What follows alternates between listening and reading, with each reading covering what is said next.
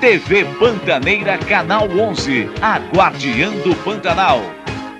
Boa tarde. Aqui mais um programa, o Rádio TV para você, começando nesta tarde abençoada por Deus e pela natureza, nas nossas plataformas da rede social, tanto aqui no Facebook, no Instagram e no YouTube, e em parceria também os destaques com os sites poconet.com.br, Poconet Online, para você ficar bem informado, segundas, quartas e sextas.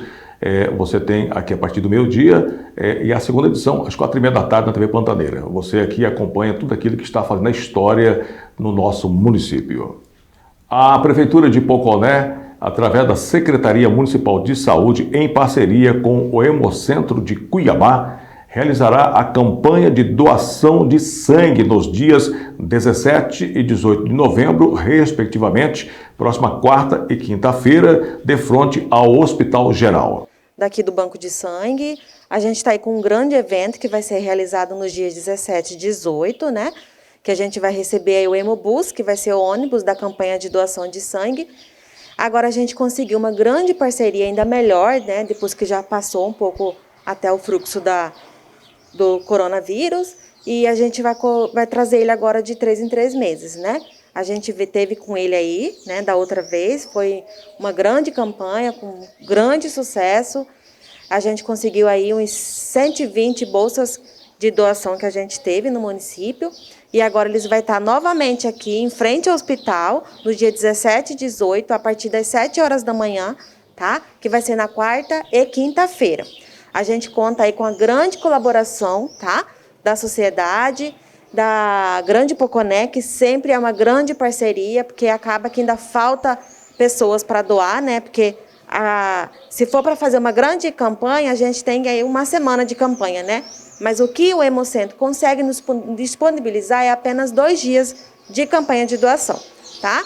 A gente já está trabalhando com divulgação, vocês já devem estar vendo aí nos grupos, né?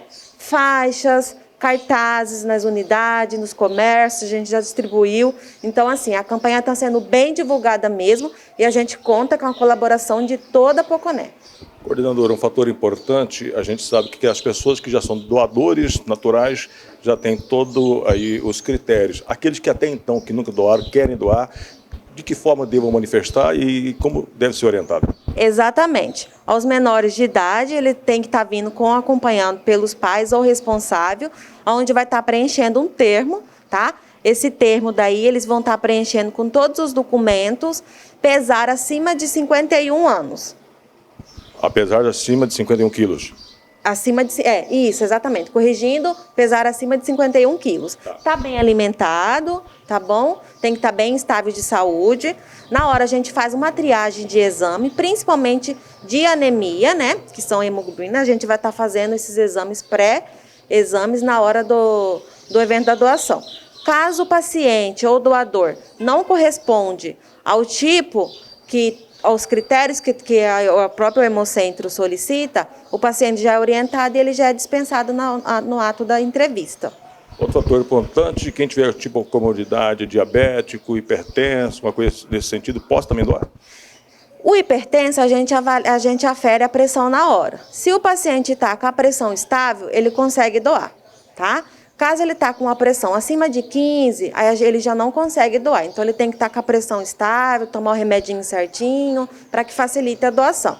Diabético não doa.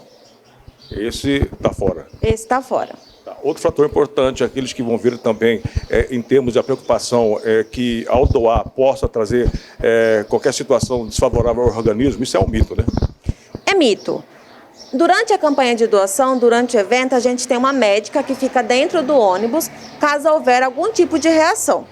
Então, ela está ali 24 horas, ela vai estar durante todo o evento conosco, né, com a equipe. Se caso o paciente, durante a doação, ele tem algum tipo de reação, ele já vai ser medicado, ele já vai ser assistenciado pela nossa médica e a equipe de enfermagem também.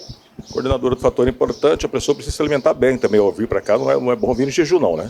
Exatamente. Para poder doar na campanha de sangue, o paciente tem que estar bem alimentado, com o café da manhã bem reforçado. Se vier após o almoço bem reforçado, né? Porque se quer todo aquele cuidado, você vai estar passando vidas para outras vidas, então tem que estar bem alimentado e reforçado. Qual que é o tempo pré-determinado em função de uma doação para outra? Depende, ela vai de uns 20 a 40 minutos, né? Depende de cada paciente. Tem aquele paciente que bombeia mais rápido, já tem um paciente que bombeia lento, então depende de cada paciente, dos 20 a 40 minutos. A expectativa é muito grande para superar realmente aí, a que nós já tivemos anteriormente, você deixou bem claro que foi favorável, que dessa vez possa aumentar ainda mais os doadores. Ainda mais, que esta vez, que esse mês aumente ainda mais o que a gente atendeu da outra vez. Só para finalizar, chegou aqui agora uma pergunta importantíssima. As pessoas que já foram cometidas de Covid podem doar sangue? Pode doar. No cartaz que a gente colocou lá, tem certinho os dias, né? Após 30 dias você já pode ser doador de sangue. E das vacinas também. A gente colocou certinho nos cartazes na divulgação. Pode doar também.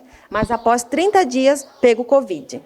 Vamos reforçar então o convite novamente, né? 17, 18? Vamos reforçar, vai ser no dia 17 e 18, em frente ao Hospital Geral. Começa às 7 horas o evento e vai até às 11 da manhã. A gente volta às 1h30 da tarde e a gente vai até às 16h30 da tarde também. A gente conta com a equipe, conta com a Grande Poconé, que é de suma importância, né, a gente fazer. O Hemocentro está com uma crise enorme de estoque de sangue. Principalmente o nosso queridinho, que é o OB positivo, a gente está sem e a gente precisa muito, muito de vocês. A gente conta com a colaboração de todos para esse grande evento.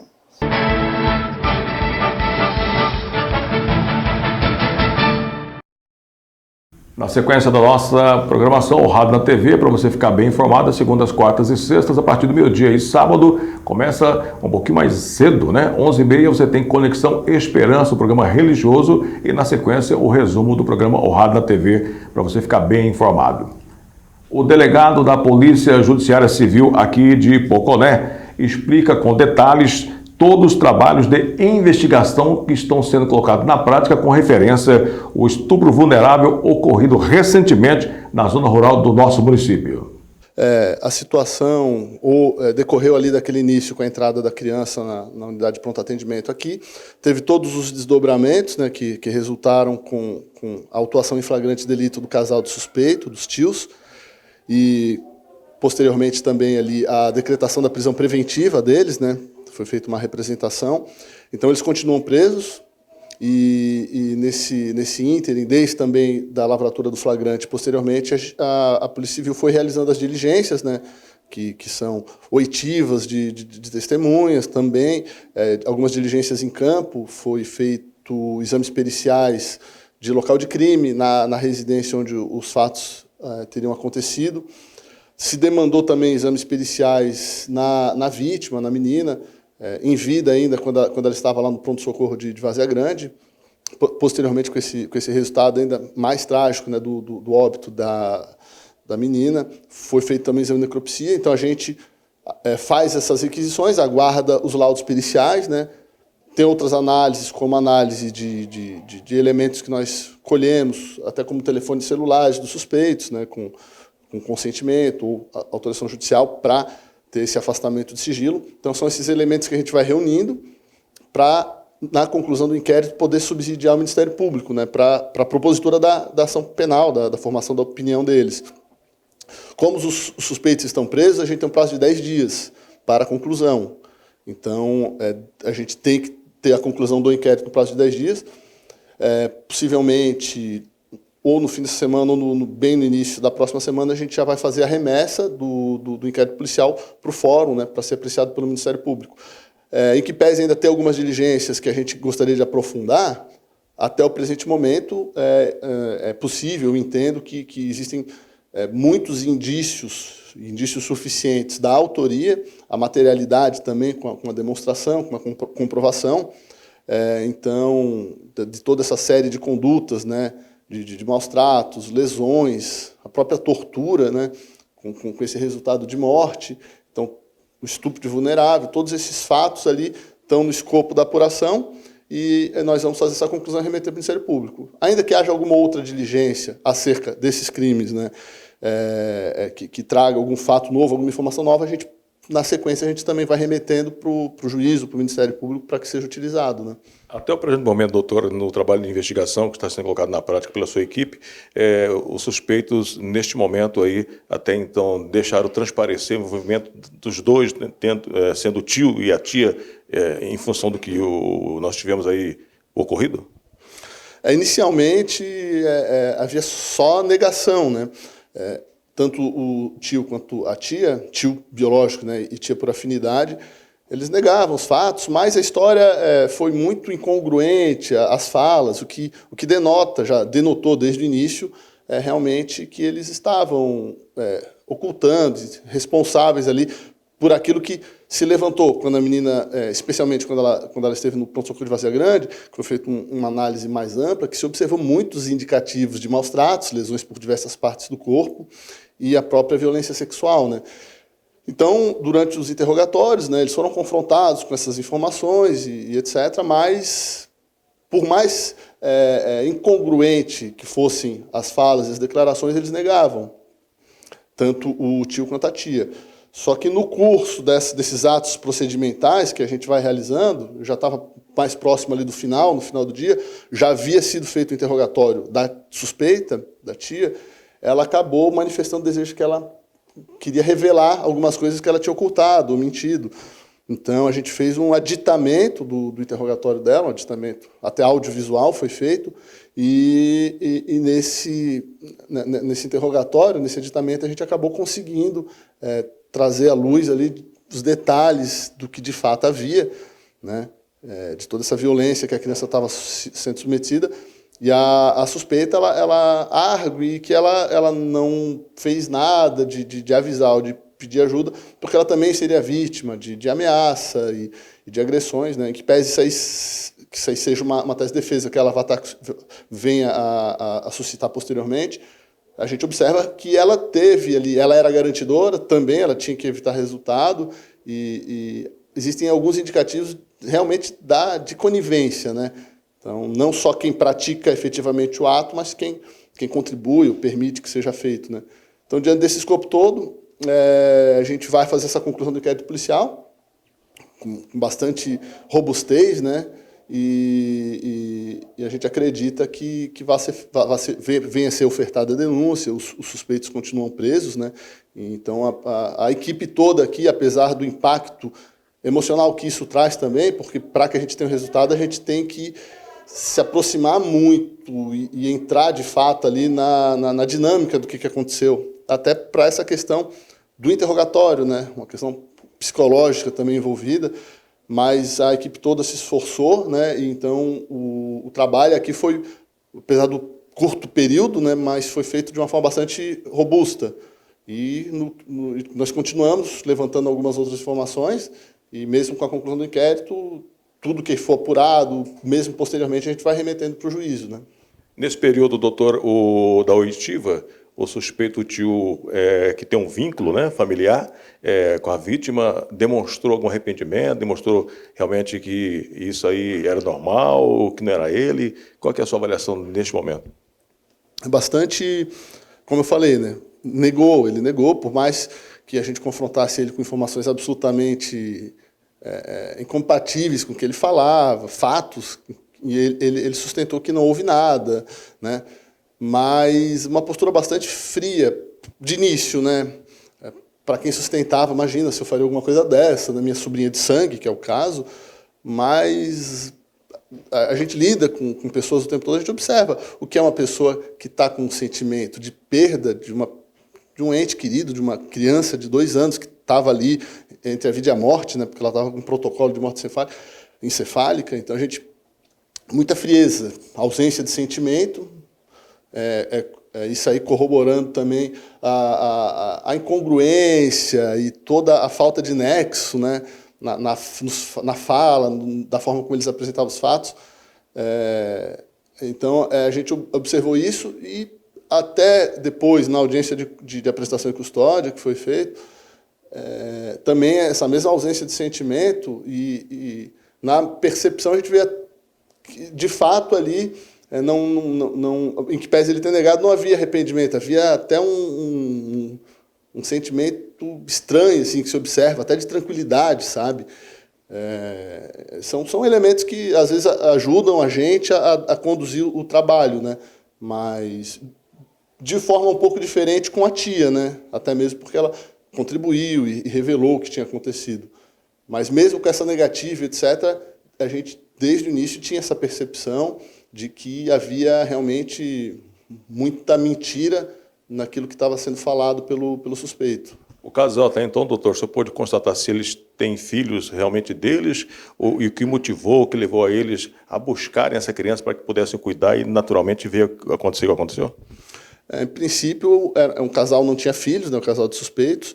Ele era tio, né, tio por parte da mãe da criança, né, irmão dela.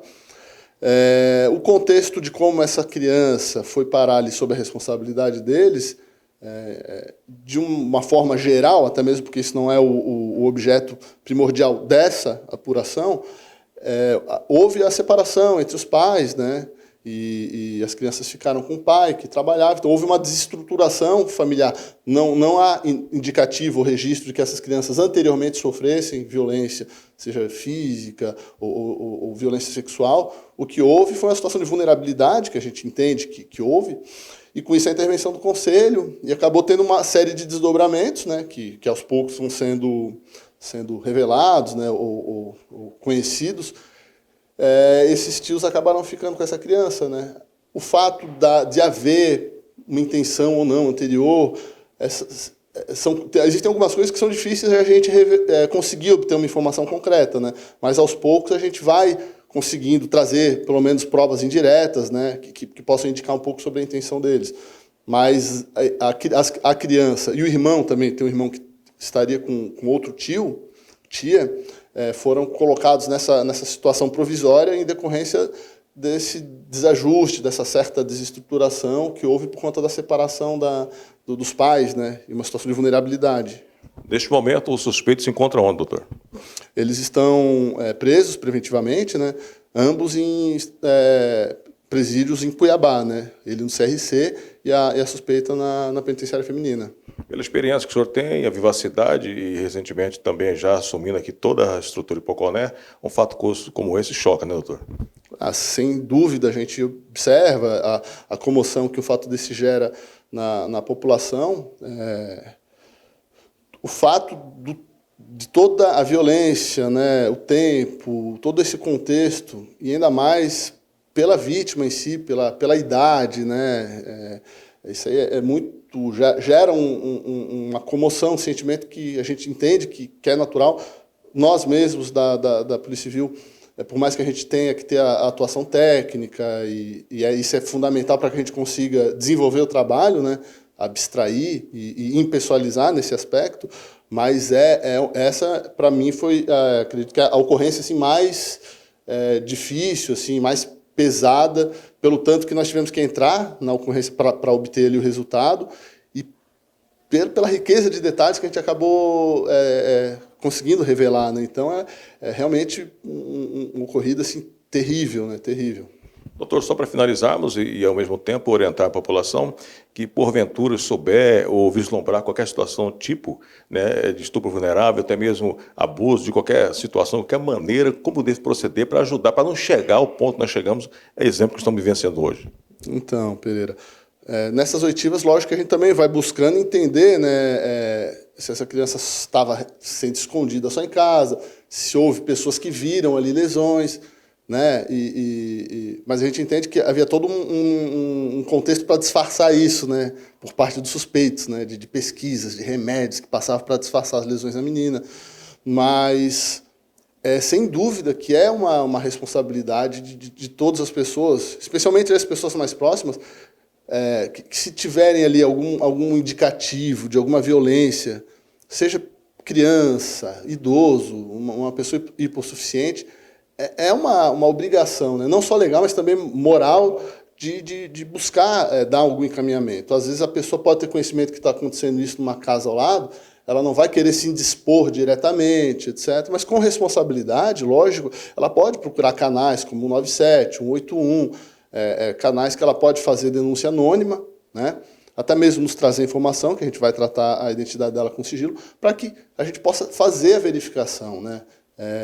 Demandar a questão assistencial do conselho para acompanhar os policiais, mas a gente tem que ter o excesso de zelo, especialmente nessas situações, né? Então, existe todo um sistema, né, que é voltado para isso. Então, Só que o sistema sozinho só vai funcionar se a gente tiver essas informações.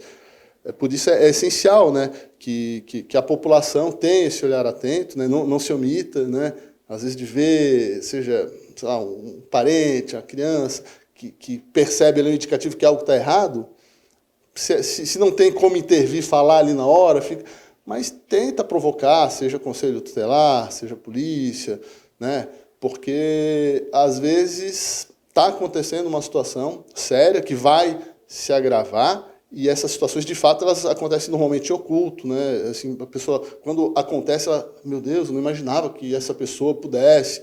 Então, normalmente, são surpresas dessa natureza e situações que, se tivesse havido uma intervenção antes, poderia se evitar, né? Um resultado pior.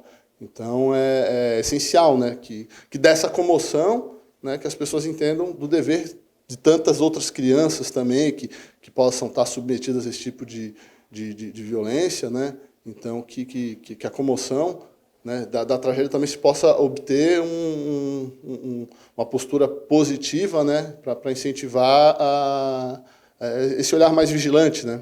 E, na maioria das vezes, dentro da própria família que acontece, né? Em regra, sim. Né? Em regra, sim. Sempre dentro de relação de confiança, de parentesco, de proximidade. Nessas situações de estupro de vulnerável, isso é 99% das vezes são pessoas que têm acesso, né? E têm uma confiança, seja por parentesco, por amizade, etc.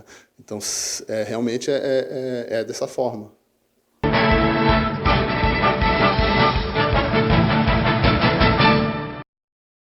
E dessa forma, estamos aqui contribuindo para a informação desse trabalho importante que o Dr. Maurício vem prestando com toda a sua equipe no esclarecimento dessa bárbara que, infelizmente, chocou toda a cidade, o Pantanal e Mato Grosso, ocorrido recentemente aqui no nosso município. Vamos torcer para o quanto mais rápido possível tenhamos realmente ter aí feito o trabalho de esclarecimento e com isso a justiça possa ser feita mediante os fatos apresentados pelo trabalho do Dr. Maurício. E parabéns pela dedicação e pela postura e comprometimento que tem na elucidação de todos os fatos que chegam aqui à Polícia Judiciária Civil do nosso município. E dessa forma nós encerramos o nosso programa Rádio na TV, desejando a todos uma boa tarde. TV Pantaneira, Canal 11, a Guardiã do Pantanal.